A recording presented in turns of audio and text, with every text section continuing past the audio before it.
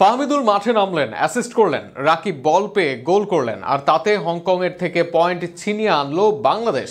ঘরের মাঠে যা করতে পারেনি টাইগাররা, হংকংয়ের মাঠে তাই করে দেখালো হামজা, সমিত, ফাহমিদুল, রাকিবরা।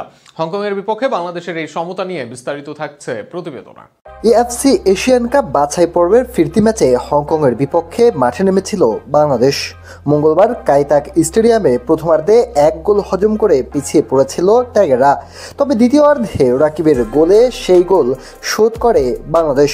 ফলে হংকং থেকে 50,000 দর্শকের সামনে থেকে পয়েন্ট নিয়ে দেশে ফিরছে জামাল ভুঁইয়ারা। মূলত ম্যাচের 32 মিনিটে পেনাল্টি থেকে গোল পায় স্বাগতিক হংকং।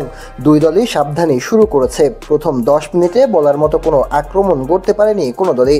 ম্যাচের 20 মিনিটে মাঝমাঠ থেকে বল পেয়ে দ্রুত গতিতে এগিয়ে যান সামিত সোম, তবে তাকে ফাউল করে আটকে দেন হংকংয়ের ডিফেন্ডাররা।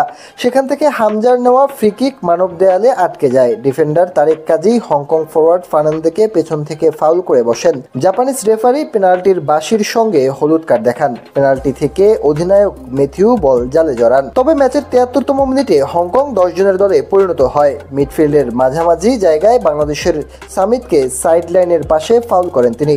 জাপানিজ রেফারির দ্বিতীয় হলুদ কার্ড দেখিয়ে মাঠ ছাড়া করেন তাকে। 10 জনের হংকংকে পেয়ে চেপে ধরে বাংলাদেশ, তাতে গোলও আদায় করে নিয়েছে। ম্যাচের 83 মিনিটে বদলি ফুটবলার ফাহিম বাম প্রান্ত থেকে ক্রস করেন। ফাহমিদুল সুন্দরভাবে হেডে বল নামিয়ে রাকিবকে দেন। রাকিব সুন্দরভাবে প্রেসিংয়ে গোল করেন। মূলত ফাহমিদুল এবং জামালকে নামানোর পরই ম্যাচে ঘুরে দাঁড়ায় বাংলাদেশ। ফলে সমতা নিয়েই দেশে ফিরছে টাইগাররা।